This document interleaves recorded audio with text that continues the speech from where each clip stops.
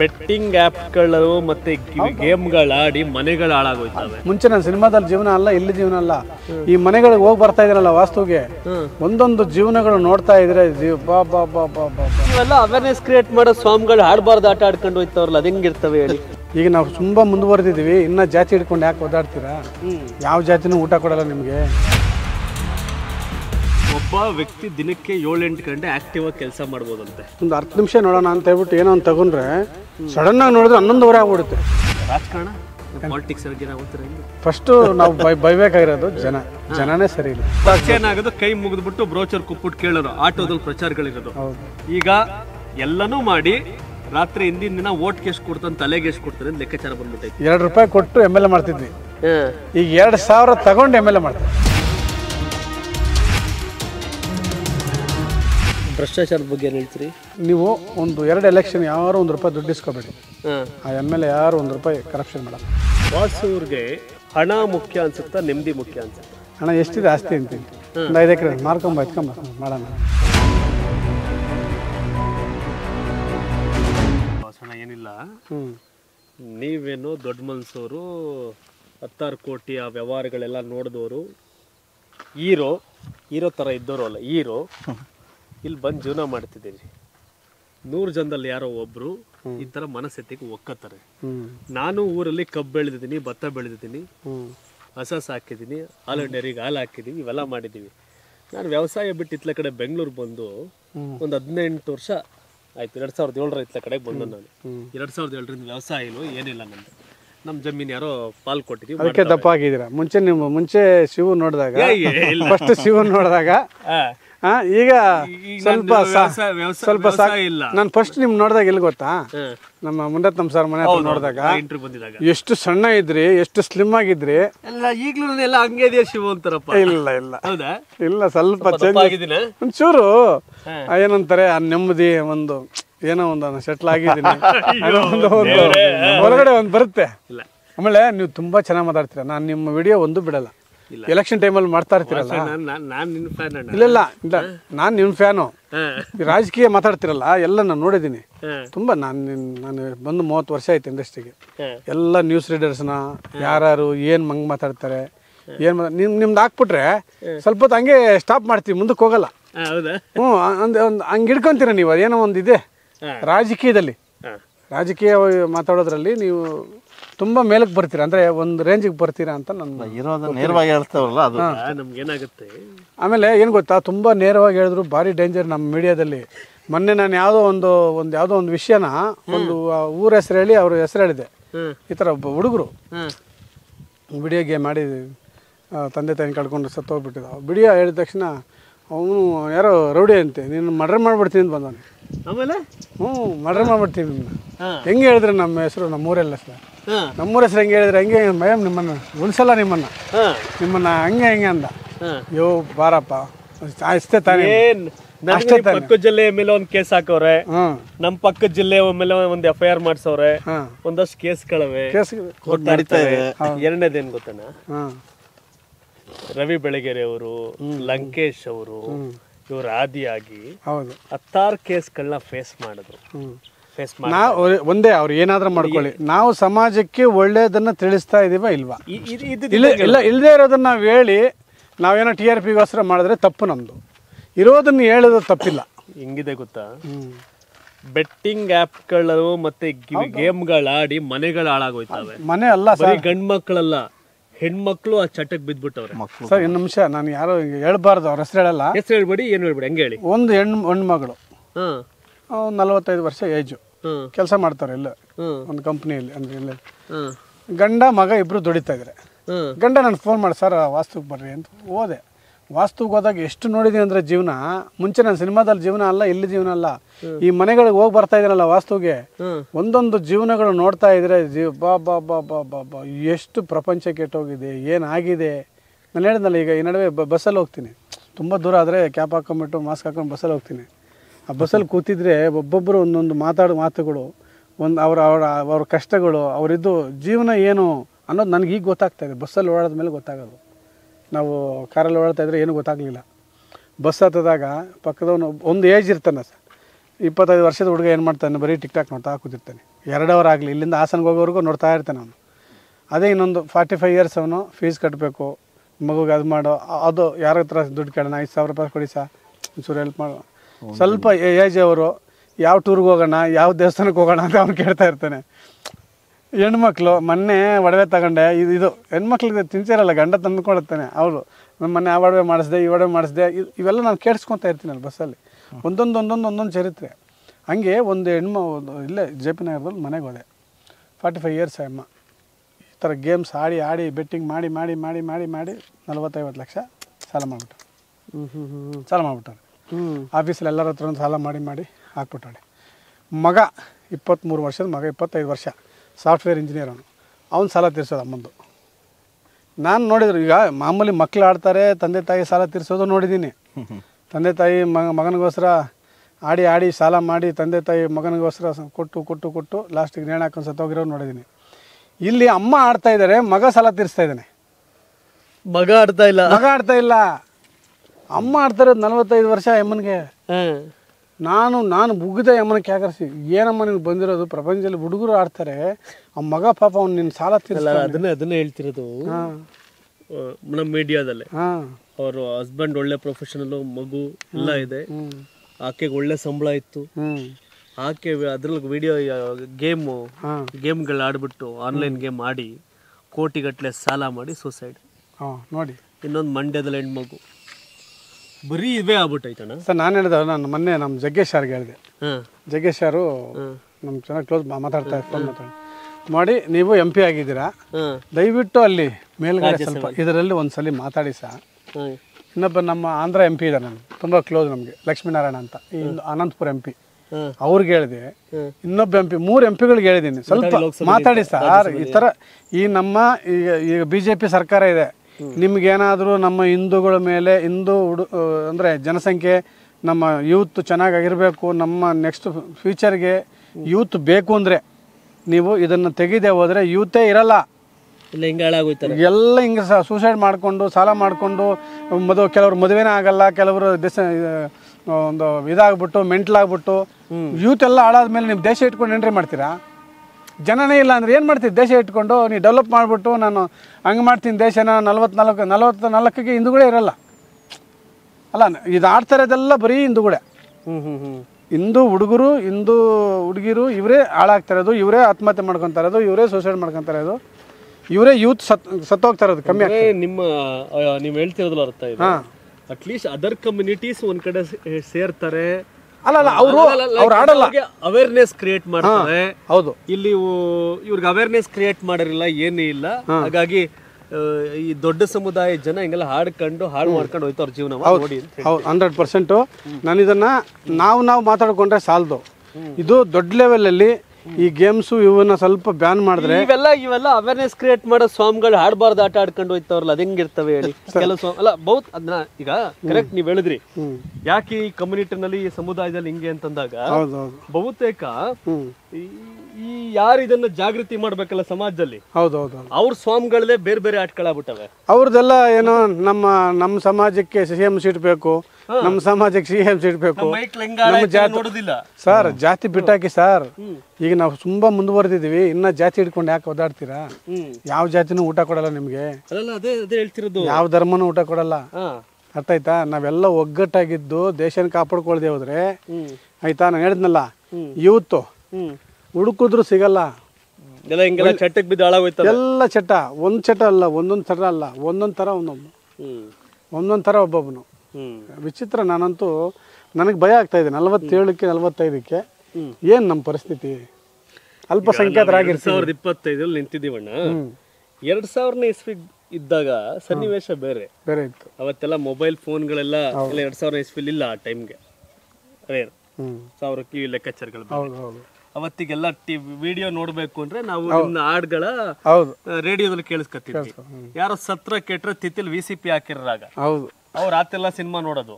ಇನ್ ಟೆಂಟ್ಗೆ ಹೋಗ್ಬೇಕು, ಹಬ್ಬ ಸಿನಿಮಾ ಅಂತ ಅಲ್ಲಿ ಮಾತಾಡ್ತಿದ್ರಿ. ಹಬ್ಬ ಸಿನಿಮಾ ಮಂಡ್ಯ ಥಿಯೇಟರ್ ಇಂದ ನಮ್ಮ ಬೆಸಗಳಿ ಥಿಯೇಟರ್ಗೆ ಬಂದ್ಮೇಲೆ ಹಬ್ಬ ಸಿನಿಮಾ ಅದೇ ಖುಷಿ. ಹಬ್ಬ ನಮ್ಮ ಚುಂಚೆಗೌಡನ ದೊಡ್ಡಿ ವಿಜಯ್ ಅವ್ರು ಯಾರು ಇವ್ರು ತಂದು ಹಾಕಿದ್ರಲ್ಲಿ.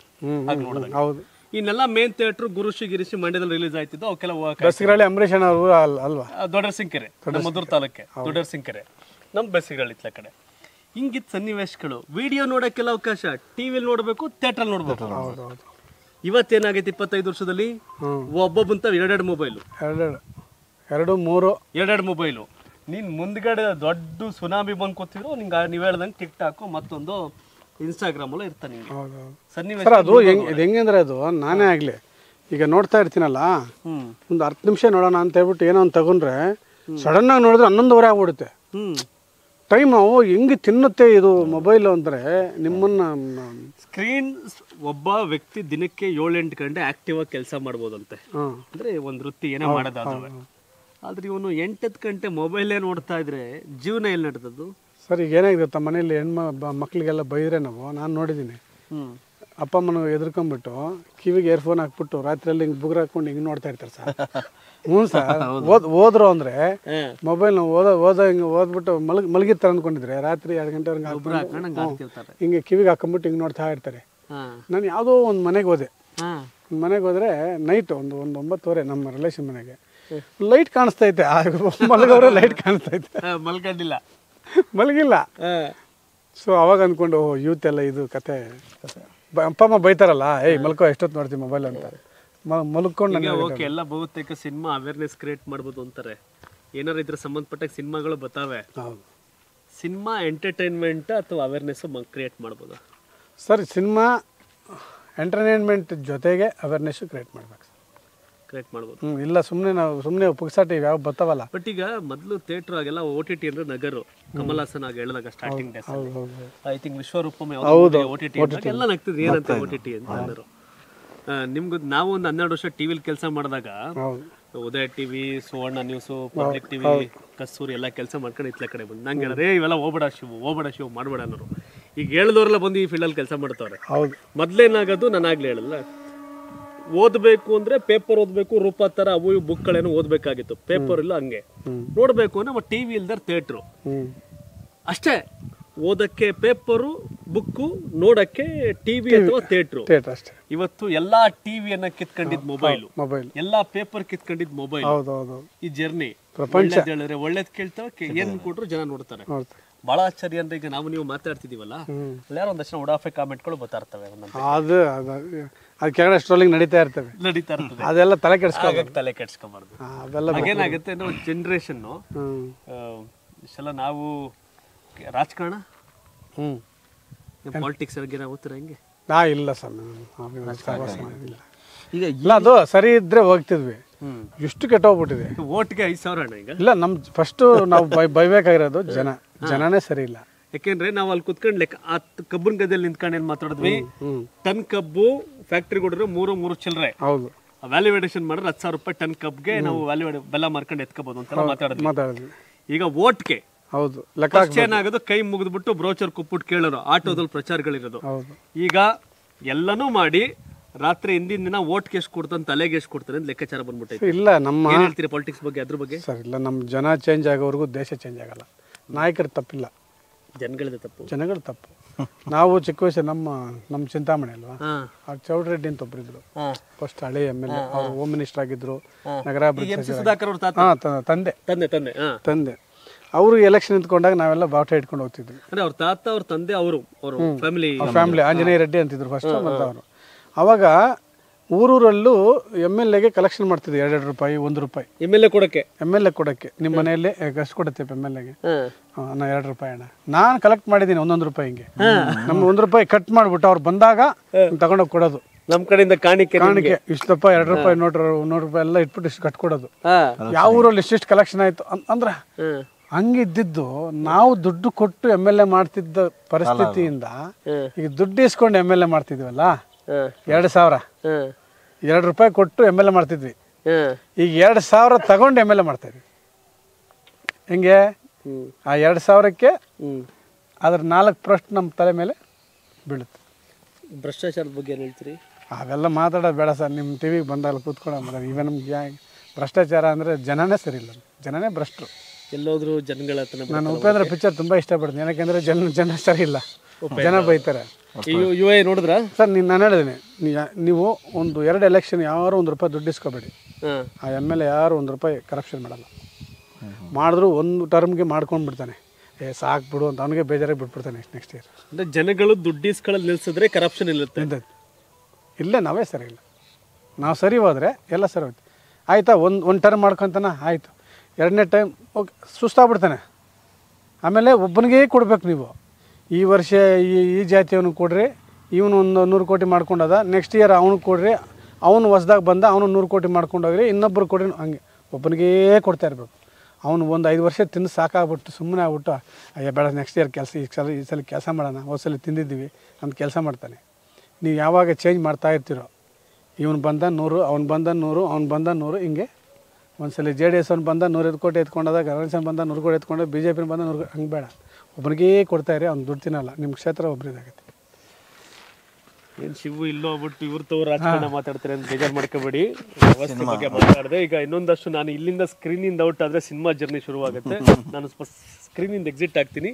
ವಿಜಯ್ ಸರ್ ಮತ್ತೆ ಅವ್ರು ಇನ್ನೂ ರೋಚ ಅಲ್ಲ. ಆಮೇಲೆ ನಾವು ಇನ್ನೊಂದು ನಮ್ಮ ಸುಧಾಕರ್ ಇದಾರಲ್ಲ, MC ಸುಧಾಕರ್, ದುಡ್ಡು ಹಂಚಿದೆ ಹೋಗಿದ್ದಕ್ಕೆ 3 ಸಲ ಸೋತಾಗ್ಬಿಟ್ರು. ಅಯ್ಯಪ್ಪನ ಸ್ಟಾನೆಸ್ಟರ್ ನಾನು ಯಾರು ಅವರು ಇಂಡಿಪೆಂಡೆಂಟ್ ಆಗಿ ಹೋಗ್ಬಿಟ್ರು 2 ಸರಿ. ನಾನು ಅವರು ವಾಕಿಂಗ್ ಮಾಡ್ತಿರ್ತೀವಿ ಡಾಲಸ್ ಕಾಲೋನಿಲಿ. ಹೌದಾ? ಅಷ್ಟು ನಾನು ಅಂದ್ರೆ ಈಗ ಮಂತ್ರಿ ಆದ್ಮೇಲೆ ಬಿಸಿ ಆಗ್ಬಿಟ್ಟವ್ರು ಅವರು. ಮನುಷ್ಯ ಒಳ್ಳೆ ಮನುಷ್ಯ ಸರ್. ಅಷ್ಟು ನಿಜಾಯಿತಿ ಇದ್ರೆ ರಾಜಕೀಯದಲ್ಲಿ ಆಗಲ್ಲ. ಈ ಟೈಮ್ಗೆ ಅವರು ಲಾಯಕಲ್ಲ ರಾಜಕೀಯಕ್ಕೆ. ನಮ್ಮ ಸುಧಾಕರ್ ಇರೋದಲ್ಲ, ಅಷ್ಟು ಆನೆಸ್ಟ್ ಕೆಲಸ ಮಾಡಲ್ಲ ಯಾರು. ಅಲ್ಲ ಸರ್, ಸುಧಾಕರ್ ನೀವು ಹೇಳಂಗೆ ಹೇಳ್ತಾರೆ. ಶಿವು ದುಡ್ಡು, ನಾನು ರಾತ್ರಿ 12 ಗಂಟೆ ಆದ್ರೂ ಫೋನಲ್ಲಿ ಮಾತಾಡ್ತಿರೋ ಸ್ಟೇಷನ್ ಸಂಬಂಧಪಟ್ಟಂಗೆ. ಇದೇ ನೀವೇ ಫೋನ್ ಎತ್ತೀರಿ, ಯಾವ್ದೋ ಗಂಡ ಹೆಂಡತಿ ಜಗಳಕ್ಕೆ ಮಾತಾಡ್ತಿರಲ್ಲ ಅಂತಂದೆ. ಶಿವು, ನಾವು ಇದನ್ನೇ ಮಾಡ್ಬೇಕು ಜನಗಳಿಗೆ. ದುಡ್ಡು ಅಂದ್ರೆ ದುಡ್ಡು ಹಂಚಬಾರ್ದು, ಅದು ಅಸಹ್ಯ, ಬೇಡ ಅಂತ ಅವ್ರು ಹಂಚಿದೆ ಹೋದಕ್ಕೆ ಪಾಪ ಅವರು ಇಷ್ಟು ಹಿಂದೆ ಬಿದ್ರು. ಇಲ್ಲಾಂದ್ರೆ ಯಾವಾಗ್ಲೂ ಅವರು ಇಷ್ಟೊತ್ತಿಗೆ ನೋಡಮ್ಮ ರಾಜಕಾರಣ ಯಾವ ದಿಕ್ಕು ದೇಶ ಯಾರನ್ನ ಹೆಂಗ್ ಬದಲಾಯಿಸುತ್ತು. ಆಮೇಲೆ ಜನ ಚೇಂಜ್ ಆದ್ರು.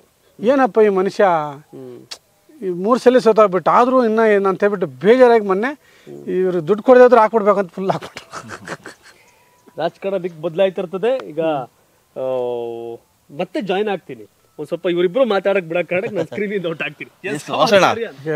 ಗಾಂಧಿನಗರ, ಸೊ ನೀವು ಕಂಡಂತೆ ಗಾಂಧಿನಗರ ಆಗ ಹೆಂಗಿತ್ತು, ಈಗ ಬಹಳ ಬದಲಾಯಿತೆ. ಅಂದ್ರೆ ಅವಾಗೆಲ್ಲ ಮುಖಕ್ಕೆ ಬಣ್ಣ ಹಾಕ್ತಾ ಇದ್ರು, ಈಗ ನಾಲ್ಗೆಗೆ ಬಣ್ಣ ಹಾಕ್ತಾ ಇದಾರೆ ಅಂತ ಅನಿಸ್ತಾ ಇದೆಯಾ ಅಂತ? ನಾಲ್ಗೆಗೆ ಬಣ್ಣ ಏನು, ಮೈಗೆ ಬಣ್ಣ ಹಾಕ್ಬಿಟ್ಟು ಮಖಕ್ಕೆಲ್ಲ ಫುಲ್ ಅಂದ್ರೆ ಬಾಡಿನೇ ಚೇಂಜ್ ಆಗ್ಬಿಟ್ಟಿದೆ. ನಮ್ಮಲ್ಲಿರೋ ಉಸಿರಾಟನೇ ಚೇಂಜ್ ಆಗ್ಬಿಟ್ಟಿದೆ. ಓಕೆ, ಏನ್ ಮಾಡ್ತೀವಿ. ವಾಸ್ತವವಾಗಿ ನೀವು ಕಂಡಂತೆ ಸಿನಿಮಾ ರಂಗ ಈಗ ಹೇಗಿದೆ, ಆಗ ಹೇಗಿತ್ತು? ಶಿವವ್ರೆ, ನೀವು ಇನ್ನೊಂದು ಕೇಳಬೇಕು. ನಾವು ಅಂದರೆ ನಮ್ಮ ಇವ್ರು ಕೇಳಿದ್ರು ಅವಾಗಲೂ ಒಂದು ಕ್ವಶನ್, ಏನಕ್ಕೆ ಗಾಂಧಿನಗರ ಬಿಟ್ಟು ಜಯಶ್ರೀ ದೇವಿ ಅವರ ಅಮ್ಮ ಇದ್ರಲ್ಲ, ಅವ್ರು ಇರೋದಕ್ಕೂ ಇಲ್ಲದೆ ಇರೋದಕ್ಕೂ ಏನು ಸಂಬಂಧ, ಅಂದರೆ ಹೇಗೆ ಡಿಫ್ರೆನ್ಸ್ ಆಗುತ್ತೆ, ಏನಕ್ಕೆ ಬಿಟ್ರಿ ಅಂತ. ನಮ್ಮ ತಾಯಿಯವರು ತೀರ್ಕೊಂಡಾಗ ಯಾರೂ ಬರಲಿಲ್ಲ ಸರ್. ಯಾರು ಬರಲಿಲ್ಲ. ನಾನು ಹೈದರಾಬಾದಿಂದ ಅವ್ರಿಗೆ ಆಸೆ ಇಲ್ಲೇ ಮಣ್ಣ ಇಂಡಸ್ಟ್ರಿ ಅಷ್ಟು ಜನ ಅವರು ಅನ್ನ ತಿಂದವರು ಪಿಕ್ಚರ್ಗಳು ಮಾಡಿ ಅವರು ತೀರ್ಕೊಂಡಾಗ ಒಬ್ಬರು ಹೋಗ್ಲಿಲ್ಲ ಅನ್ನೋ ಬೇಸರ. ಅದು ಏನಾಗುತ್ತೆ, ಹೈದರಾಬಾದಲ್ಲಿ ತಿರ್ಕೊತಾರೆ. ಅವ್ರ ಆಸೆ ಇಲ್ಲಿ ಮಣ್ಣಾಗಬೇಕು ಅಂತ. ನಾನು ಕಷ್ಟಪಟ್ಟು ಏನೋ ಮಾಡಿ ಅಲ್ಲಿಂದ ಫ್ಲೈಟಲ್ಲಿ ಬಾಡಿನ ತರಿಸಿ ಫಿಲ್ಮ್ ಚೇಂಬರ್ ಹತ್ರ ಇಟ್ಟರೆ ಯಾರನ್ನ ಬರಬೇಕಲ್ಲ ಸರ್, ಯಾರೂ ಬರಲಿಲ್ಲ ಸರ್. ದೊಡ್ಡವ್ರಿಗೆ ಸಿನಿಮಾ ಮಾಡಿದ್ರು, ಎಲ್ಲ ದೊಡ್ಡವ್ರಿಗೆ ಮಾಡಿ ಎಲ್ರಿಗೂ ಗೊತ್ತಾಯ್ತು. ಯಾರು ಅವ್ರ ಬ್ಯಾನರ್ ಇಂದ ಬಂದಂತ ಎಷ್ಟೋ ಜನ ಇವತ್ತು ಬದುಕಿದ್ರು. ಮುನಿರತ್ನಂ ಅವ್ರು ಬಂದಿದ್ರು, ಸುನಿಲ್ ಕುಮಾರ್ ದೇಸಾಯಿ, ಸಾಯಿ ಪ್ರಕಾಶ್, ಆಮೇಲೆ ನಮ್ಮ ರಮೇಶ್, ಇಷ್ಟು ಬಿಟ್ಟರೆ ಒಬ್ಬರು ಬಂದಿಲ್ಲ ಸರ್. ನಾವಿನ್ನು ಯಾರೋ ಬರ್ತಾರೆ ಅಂತ ಕಾದು. ಎಷ್ಟು ಸಿನಿಮಾ ಮಾಡಿದ್ರು? 23-24 ಪಿಕ್ಚರ್ ಮಾಡಿದ್ರು ಕನ್ನಡದಲ್ಲಿ ಎಲ್ಲ. ಆಮೇಲೆ ಇನ್ನೊಂದು ಗೊತ್ತಾ ನಿಮಗೆ, ರೀಮೇಕ್ ಮಾಡದೇ ಇರೋ ಆಂಧ್ರದಿಂದ ಬಂದಿದ್ದು ಅಚ್ಚಲಮ್ಮ, ಆಂಧ್ರದವ್ರನ್ನ ಕೊಡಿ. ರೀಮೇಕ್ ಮಾಡದೇ ಇರೋ ಫಸ್ಟ್ ಏಕೈಕ ಲೇಡಿ. ರೀಮೇಕ್ ಸಿನಿಮಾನೇ ಮಾಡ್ತಾರೆ. ರೀಮೇಕ್ ಸಿನಿಮಾನೇ ಇಲ್ಲ, ಬಂದರು ರೀಮೇಕ್ ನಾನು ಮಾಡಲ್ಲ. ಇಲ್ಲಿ ಕತೆಗಳಿದ್ದಾವೆ, ಅದ್ಭುತವಾಗಿದ್ದಾವೆ, ಇಲ್ಲಿನ ಮಾಡೋಣ ಅಂತ ಹೇಳ್ಬಿಟ್ಟು ಮಾಡಿದವರು ಅವರು. ಅಂಥ ಹೆಣ್ಣಿಗೆ ಒಂದು ಕೃತಜ್ಞತೆ ಸಲ್ಲಿಸೋಕ್ಕೆ ಯಾರೂ ಬರಲಿಲ್ಲ ಆವತ್ತು. ಇನ್ನು ಸಿನಿಮಾ ಸವಾಸ ಬೇಡ, ಸಿನಿಮಾ ಇಂಡಸ್ಟ್ರಿಯಲ್ಲಿ ಕೃತಜ್ಞತೆ ಇಲ್ದಿರೋ ಫೀಲ್ಡ್ ಅಂದ್ಕೊಂಡು ಬೇಜಾರಾಗ್ಬಿಟ್ಟೆ. ನೀನು ಎಷ್ಟನ್ನ ಮಾಡು ಅಷ್ಟೇ, ಆ ತಿಂಗಳಲ್ಲಿ ಮರ್ತಾ ಬಿಡ್ತಾರೆ. ಆ ಸಿನಿಮಾ ಬರೋರ್ಗೆ ಅಷ್ಟೇ ನಿಮ್ಮದು ಅದು ಅನ್ನೋದು ಗೊತ್ತಾಗ್ಬಿಡ್ತು. ಏನೇ ಮಾಡಿದ್ರು ಅಲ್ಲಿ ವ್ಯಾಲ್ಯೂಸ್ ಅನ್ನೋದು ಇದು. ಈಗ ಬಾಸ್ ಅವ್ರಿಗೆ ಹಣ ಮುಖ್ಯ ಅನ್ಸುತ್ತಾ, ನೆಮ್ಮದಿ ಮುಖ್ಯ ಅನ್ಸುತ್ತಾ? ಸರ್, ಹಣ ಬೇಕು, ಎಷ್ಟು ಬೇಕು ಅಷ್ಟೇ ಬೇಕು. ಅತಿ ಆದರೆ ತುಂಬ ತೊಂದರೆ. ಬೇಕು ಜೀವನ ನೆಮ್ಮದಿ ಆಗಿದ್ದೀರಾ? ಜೀವನ ಮಾಡೋಕ್ಕೆ ಸಾಕು. ನೀವು ನೆಮ್ಮದಿ ಆಗಿದ್ದೀರಾ? ನೆಮ್ಮದಿ ಆಗಿದ್ದೀನಿ, ಫಸ್ಟ್ ಕ್ಲಾಸ್ ಆಗಿದ್ದೀನಿ. ಫಸ್ಟ್ ಕ್ಲಾಸ್ ನೆಮ್ಮದಿ ಅಂದರೆ ಆರಾಮಾಗಿ ಯಾರು ಬರದೇ ಆದ್ರೆ ನೆಮ್ಮದಿ ಆಗಿರುತ್ತೆ. ಯಾರು ಪುಕ್ಸಟೆ ಸಲಹೆ ಕೊಡ್ತಿರ್ತಾರೆ, ಅಲ್ಲ ದುಡ್ಡು ಮಾಡ್ಬೋದಿತ್ತು ವಾಸಿ, ಯಾಕೆ ಹಿಂಗಾಗ್ಬಿಟ್ಟೆ, ಚೆನ್ನಾಗಿರ್ಬೋದಿತ್ತು ವಾಸಿ, ಯಾಕೆ ಹಿಂಗಾಗ್ಬಿಟ್ಟೆ, ಹಂಗಂತಾರೆ, ಹಂಗಿರ್ಬೋದಾಗಿತ್ತು ವಾಸಿ. ಹಾಗೆ ಹೇಳ್ತಾರೆ. ಹಾ ಅಣ್ಣ ಎಷ್ಟಿದೆ ಆಸ್ತಿ ಅಂತೀನಿ, ಒಂದು 5 ಎಕರೆ ಎತ್ಕೊಂಬ ಮಾಡೋಣ ಅಂತ. ಈ ಸಿನಿಮಾ ರಂಗನೇ ಹಾಗಾಗಿದೆ, ಸಿನಿಮಾ ಅಂತ ತಕ್ಷಣ ಆಸ್ತಿ ಮಾಡ್ಕೊಂಬ. ಎಷ್ಟಿದೆ ನಂಗೆ ಸಲಹೆ ಕೊಡೋರು ಹಿಂಗೆ ಹೇಳೋದು. ನಾನು ಫಸ್ಟ್ ತುಂಬ ತಲೆ ತಿಂತಾರಲ್ಲ, ಅಣ್ಣ ಒಂದು 20,000 ಕಾಸು ಹಾಕೋಣ ಆಮೇಲೆ ಕೊಡ್ತೀನಿ ಅಂತೀನಿ. ನೆಕ್ಸ್ಟ್ ಫೋನೇ ಮಾಡಲ್ಲ ಅವನು. ಅದು ವಾಸ್ತವ, ಈಗಿರೋದು ಹಾಗೆ. ವಾಸವ್ರು ಹೇಳಿದ್ದು ಹಂಗೆ ಸರ್, ಎಲ್ಲ ನಡೀತಿದೆ ಬೆಳಗಿಂದ ಸಂಜೆ ತನಕ ಡಿಸ್ಕಷನ್ ಆಗ್ತದೆ. ಪೇಮೆಂಟ್ ವಿಚಾರ ಬಂದಾಗ ಹೌದಾ ನಾಳೆ ಫೋನ್ ಮಾಡಿ ಅಂತ, ಇದು ವಾಸ್ತವ ಜೀವನ ನೋಡಿ ನಾವು. ಈಗ ಯಾರೋ ಬರ್ತಾರೆ, ಅಲ್ಲ ಈಗ ಯಾರೋ ಬರ್ತಾವ್ರೆ ಒಬ್ಬರು, ಸಿನಿಮಾ ಮಾಡೋಣ ಸರ್, ಒಂದು ಪಿಕ್ಚರ್ ಮಾಡೋಣ ಅಂತ. ಬನ್ನಿ ಸರ್ MG ರೋಡಿಗೆ ಅಂದರು. ನಾನು ಬರಲ್ಲ, ನಿನಗೆ ಬೇಕಾರೆ ಇಲ್ಲಿಗೆ ಬಾ. ಈಗ ಬರ್ತಾವ್ರೆ 9:00 ಬರ್ತಾರೆ ಡಿಸ್ಕಷನ್ಗೆ, ನಾನು ಬರಲ್ಲ. ಈ ಥರ ನಾವು ವಾಸು ಭ್ರಮೆಲ್ ಬದುಕ್ತಿಲ್ಲ, ವಾಸು ವಾಸ್ತವಲ್ಲಿ ಬದುಕ್ತಿದ್ದೀವಿ. ಇವಾಗ 2000 ಕರೋನಾ ಆದಮೇಲೆ ವಾಸ್ತವವಾಗಿ ಬದುಕ್ತಾರೆ. ನಾವು ಆಗ್ಲೇ ಮಾತಾಡ್ತಾ ಸ್ಟಾರ್ಟಿಂಗ್ ಇಂಟರ್ವ್ಯೂ ಶುರುವಾದಾಗ ಮಾತಾಡ್ತಿದ್ದೆ. ಬಟ್ ನನಗೆ ವಾಸ್ತವದ ಬಗ್ಗೆ ಭಾಳ ನಂಬಿಕೆ ಇರೋದು. ಅವತ್ತಿನ ನಾನು ಈಗ ಮಲ್ಟಿಪಲ್ ಲೆಕ್ಕ ಆಗ್ತಾ ಇದ್ದೀನಿ. ಅಂದರೆ 2002ರ ಫ್ರೆಂಡ್ ಸಿನಿಮಾದ 5 ಕೋಟಿ ರೂಪಾಯಿಲಿ ಶೇರಿಂಗ್ 1.5 ಕೋಟಿ ರೂಪಾಯಿ ತಗೊಂಡು ಹಾಕೊಂಡಿದ್ರು, 1.5 ಕೋಟಿ ತಗೊಂಡು ಇನ್ವೆಸ್ಟ್ ಮಾಡ್ಕೊಂಡಿದ್ರು, ಒಂದು 250-500 ಕೋಟಿ ರೂಪಾಯಿ ಲ್ಯಾಂಡ್ ಮೇಲೆ ಹಾಕೊಂಡಿದ್ರು. ರಿಯಲ್ ಎಸ್ಟೇಟ್ ಬಗ್ಗೆ ಮಾತಾಡೋದು. ಹಾಗಾಗಿ ಸನ್ನಿವೇಶಗಳು, ನಿರ್ಧಾರಗಳು ಕೆಲವರು ಟೈಮಲ್ಲಿ ಅವತ್ತು ಧೈರ್ಯ ಮಾಡಿದರೆ, ಸೋತ್ಬಿಟ್ರೆ ಕೈಯಿಂದ ಹಾಕ್ಬೇಕಾಗತ್ತೆ ಅನ್ನೋ ಕಾರಣಕ್ಕೆ ಸಿನಿಮಾ ರಿಲೀಸ್ ಬಿಫೋರ್ ಕೊಟ್ಬಿಡ್ತಾರೆ. ಗೆದ್ದ ಮೇಲೆ ನಿಮಗೆ ನಾನು ಕಾಡ್ತಾ ಮೇಲೆ ಪಾಪ ಪ್ರಜ್ಞೆ ಯಾಕಪ್ಪ ಕೊಟ್ಟಿಲ್ಲ. ಗೆದ್ದ ಮೇಲೆ ಎಲ್ಲರೂ ನನಗೆ ಹೇಳಿದ್ರಲ್ಲ, ಅವ್ರು ಹೇಳ್ತಾರೆ ಗೆದ್ದುಬಿಟ್ಟಿದೆ, ಹೋಗು ಇಲ್ಲ ನೀನು ಕೇಸ್ ಹಾಕು, ಹಂಗೆ ಮಾಡು ಅಂತ ನನಗೆಲ್ಲ ತುಂಬ ಜನ ಹೇಳಿದ್ರು. ಸೋತಿದ್ರೆ ನಾನು ಕೊಡ್ತಿರ್ಲಿಲ್ಲ. ಸಿನಿಮಾದಲ್ಲಿ ಒಂದಿದೆ, ಇವತ್ತು ಡಿಸ್ಟ್ರಿಬ್ಯೂಷನ್ ನಿಮ್ಗೆ ಕೊಡ್ತೀನಿ ಸರ್, ನಾಳೆ ಬೆಳಗ್ಗೆ ಸೂಪರ್ ಹಿಟ್ ಆದಾಗ ಅದು ನಿನ್ನ ಅದೃಷ್ಟ, ಅದು ನಮ್ಮದೊಂದು ಎಥಿಕ್ಸ್ ಇರುತ್ತೆ. ಸೊ ತುಂಬ ಜನ ಹೇಳಿದ್ರು. ಆಮೇಲೆ ಲಾಸ್ಟ್ಗೆ ಜಯಮಾಲಾ ಮೇಡಮ್ಮು ತುಂಬ ದೊಡ್ಡ ಹಿಟ್ ಆಗಿದೆ, ಎಲ್ಲ ನೀನು ಕಷ್ಟಪಟ್ಟಿದ್ದೇವೆ ಕೇಳೋದು. ಸರ್ ಲಾಸ್ಟ್ಗೆ ಅವ್ರನ್ನ ನಮ್ಮ ಮೋಹನ್ ಅವ್ರನ್ನ ಕರೆದ್ವಿ, ಸೂಪರ್ ಹಿಟ್ ಆಗಿದೆ ಏನಾದರೂ ಕೊಡಿ ಅವನಿಗೆ ಅಂತ ಜಯಮಾಲಾ ಮೇಡಮ್ ಹೇಳಿದ್ರು ಒಂದ್ಸಲ. ಸರ್ ನಮ್ಮ ಸಾರಾಗೋವಿಂದವರು, ಜಯಮಾಲಾ ಮೇಡಮ್ಮು, ಬಾಮ ಹರೀಶ್ ಇವರೆಲ್ಲ ಒಂದ್ಸಲ ಹೇಳಿದ್ರು ಅವ್ರಿಗೆ. ಹೇಳಿದಾಗ ಅವ್ರು ಸೆಕೆಂಡ್ ಹ್ಯಾಂಡಲ್ ಕಾರ್ ಅವ್ನು ಯೂಸ್ ಮಾಡ್ತಾಯಿದ್ದು ಒಂದು ಕೊಟ್ಟರು ಅಷ್ಟೇ. 800 ಕಾರ್ ಒಂದು. ಹಾಗಾಗಿ ಆ ಸನ್ನಿವೇಶಗಳು, ನಿರ್ಧಾರಗಳ ಧೈರ್ಯ, ಧೈರ್ಯ ಮಾಡಿ ಆ ಲಾಭವೋ ನಷ್ಟವೋ ತಡ್ಕತ್ತೀನಿ ಅಂತಂದಿದ್ರೆ ತಡ್ಕೋಬೋದಾಗಿತ್ತು. ಹಾಗಾಗಿ ಇದೊಂದು ಎಕ್ಸಾಂಪಲ್ ನಿಮ್ಗೇನು ಅಂದರೆ, ಕೆಲವೊಂದು ವಿಚಾರದಲ್ಲಿ ಜೀವನದಲ್ಲಿ ಧೈರ್ಯ ಮಾಡಬೇಕಾಗುತ್ತೆ. ಆ ಧೈರ್ಯ ಅಂದರೆ ಈಗ ಇವ್ರಿಗೆ ಅದ್ರ ಬಗ್ಗೆ ಯಾವುದೇ ರೀತಿ ಬೇಸರ ಇದ್ದಂಗೆ ಏನು ಕಾಣ್ತಿಲ್ಲ. ಈ ಬೇಸರ ಯಾವಾಗಿರೋದು ಅಂತಂದ್ರೆ ಇವ್ರು ಯಾವಾಗಲೂ ಅದನ್ನೇ ಹೇಳ್ಕೊಂಡು ಓಡಾಡಿರೋರು. ಆದರೆ ಅದನ್ನೇ ಹೇಳ್ಕೊಂಡು ಓಡಾಡಲಿಲ್ಲ. ನನಗೆ ವೈಯಕ್ತಿಕವಾಗಿ ಭಾಳ ಇಷ್ಟ ಆದಂಥ ವ್ಯಕ್ತಿ. ನಾನು ಮುನಿರತ್ನವ್ರು ಸಂದರ್ಶನ ಮಾಡೋಕ್ಕೆ ಹೋಗಿರ್ತೀನಿ, ಆ ಸನ್ನಿವೇಶದಲ್ಲಿ ಸಿಗ್ತಾರೆ. ಆಗ ನಾನು MLA ಎಲೆಕ್ಷನ್ ಬಿಸಿ, MP ಎಲೆಕ್ಷನ್ ಬಿಸಿ. ನಂತರ ಈಗ ಅನಿಸು ನಾವು ಈ ಸಂದರ್ಶನ 2 ವರ್ಷದ ಮೊದಲೇ ಆಗಬೇಕಾಗಿದ್ದು. ಹೌದು. ಬಟ್ 2 ಇಯರ್ಸ್ ನಂತರ ಇವತ್ತು ಇಲ್ಲಿಗೆ ಬಂದು ಸಂದರ್ಶನ ಮಾಡೋ ಒಂದು ಅವಕಾಶ ಸಿಕ್ಕೈತೆ. ಕಾರಣ ಇಷ್ಟೇ, ಭಾಳ ಕೆಲವೊಂದು ಸುದ್ದಿಗಳು, ಸಿನಿಮಾಗಳೆಲ್ಲ ಎಂಟರ್ಟೈನ್ಮೆಂಟು ಮತ್ತು ಭ್ರಮೆ ಅಂದರೆ ತಪ್ಪಾಗಲ್ಲ, ಸಿಂಗಲ್ ವರ್ಡ್. ವಾಸ್ತವದಲ್ಲಿ ಬದುಕ್ತಿರೋ ವಾಸು ಅವ್ರ ವಿಷಯ ನಿಮ್ಗೆ ತಲುಪಿಸ್ಬೇಕು ಅಂತ ನನಗನ್ಸು. ಹಾಗಾಗಿ ಬಂದೆ. ನಾನು ಜರ್ನಿ ನಾನೇ ಮಾತಾಡ್ತಿದ್ದೀನಿ. ಹಾಗಾಗಿ ಸಿನಿಮಾದ ಇನ್ನೊಂದಷ್ಟು ಕಂಟೆಂಟ್ಗಳನ್ನ ಮಾತಾಡಬೇಕು ಅನ್ನೋದು ವಿಜಯ್ ಸರ್ ಆಶಯ. ಹಾಗಾಗಿ Vasu sir and Vijay V factor V2 ಈಗ ಕಂಟಿನ್ಯೂ ಆಗುತ್ತೆ.